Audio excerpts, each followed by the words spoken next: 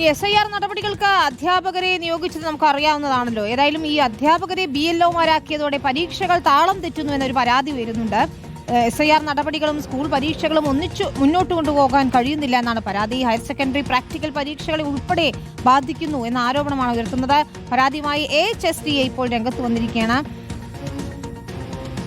ഗോപാൽ ശീലാസനിലാണ് ചേരുന്നത്. ഗോപാൽ, അധ്യാപക സംഘടനകളെതിരെ പ്രതിസന്ധി ചൂണ്ടിക്കാണിക്കുന്നുണ്ട്.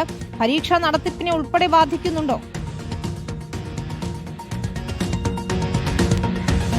തീർച്ചയായിട്ടും വിനീത, കാരണം നമുക്കറിയാവുന്നതാണ്, രാജ്യത്തും സംസ്ഥാനത്തും BLOമാരുടെ നേതൃത്വത്തിൽ ഇത്തരത്തിൽ SIR നടപടിക്രമങ്ങൾ പുരോഗമിച്ചു വരികയാണ്. അതിൽ പ്രധാനമായും ഒരു വലിയ പങ്ക് വഹിക്കുന്നത് അധ്യാപകർ തന്നെയാണ്. പക്ഷേ അതേസമയം തന്നെ ഇപ്പോൾ അധ്യാപകർ ഈ വിഷയത്തിൽ പ്രധാനമായും പങ്കുവയ്ക്കുന്ന ഒരു ബുദ്ധിമുട്ട്, ഇപ്പോൾ പരീക്ഷകളുടെ കാലമാണ്. മോഡൽ പരീക്ഷകൾ തുടങ്ങാറായി, പ്രാക്ടിക്കൽ പരീക്ഷകൾ തുടങ്ങാറായി. ആ ഘട്ടത്തിൽ ഈ പരീക്ഷകൾ ഒരു വശത്ത് നടക്കുകയും മറുവശത്ത് ഇത്തരത്തിൽ SIR നടപടിക്രമങ്ങൾ പുരോഗമിക്കുകയും ചെയ്യുമ്പോൾ രണ്ടും കൂടി ഒന്നിച്ചു കൊണ്ടുപോകാൻ പറ്റാത്തൊരു സ്ഥിതി ഉണ്ട് എന്ന് അധ്യാപകർ വിശദീകരിക്കുന്നു. അതുകൊണ്ട് തന്നെ പല സ്ഥാപനങ്ങളിലും, പല വിദ്യാഭ്യാസ സ്ഥാപനങ്ങളിലും ഈ പ്രാക്ടിക്കൽ പരീക്ഷകൾ, അതായത് പ്രാക്ടിക്കൽ പരീക്ഷകൾ മുടങ്ങുന്ന ഒരു സ്ഥിതി ഉണ്ടാവുകയാണ്. ഇതിനോടകം തന്നെ ലാബ് അസിസ്റ്റന്റുമാർ, സ്കൂൾ ക്ലർക്കുമാർ, അധ്യാപകരെല്ലാം തന്നെ ഇത്തരത്തിൽ ചുമതലയിലാണ്. കൂടാതെ തന്നെ വിദ്യാഭ്യാസ സ്ഥാപനങ്ങൾ പൂർണ്ണമായും ഒഴിഞ്ഞുകിടക്കുന്ന ഒരു സ്ഥിതിയുമുണ്ട്. പല ആവശ്യങ്ങൾക്ക് വേണ്ടി വിദ്യാഭ്യാസ സ്ഥാപനങ്ങളിലേക്ക് എത്തുമ്പോഴും അവിടെ വേണ്ടത്ര ഉദ്യോഗസ്ഥർ ഇല്ലാത്തൊരു സ്ഥിതിയുണ്ട്. അതുകൊണ്ട് തന്നെ ഈ വിഷയത്തിൽ